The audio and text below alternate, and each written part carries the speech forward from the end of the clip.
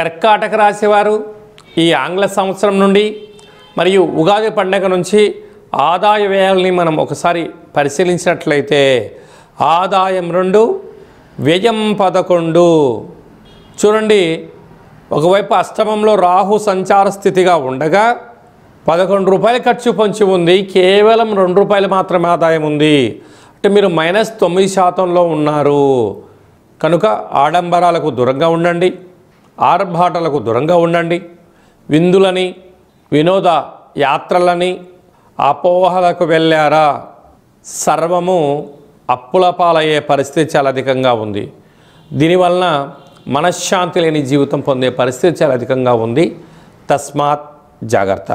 అదే కాకుండా రాజ్యపూజ్యం 4, అవమానం 7.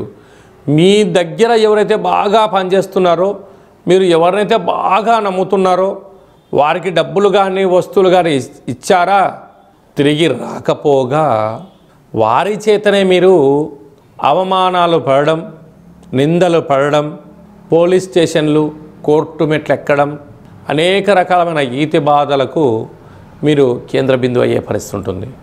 కనుక ఉన్నదాన్ని ఇచ్చుకోవడం ఎందుకు, లేని అపవాదులు మూట కట్టుకోవడం ఎందుకు, అనారోగ్య సమస్యలను పీక మీద తెచ్చుకునే దానికన్నా మౌనం, ధ్యానం, ఏకాగ్రత, సూర్య నమస్కారం చాలా అవసరం అని చెప్పి గుర్తుపెట్టుకోగలగాలి.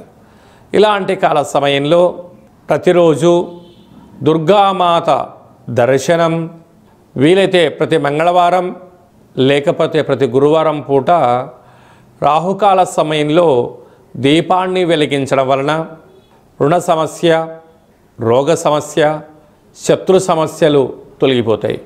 ఎందుకనగా రాశిలోకే దేవగురు బృహస్పతి సంచార స్థితి ఉంది కనుక పుష్కర స్థానం వలన సకల దోషాలు తొలగిపోతాయి.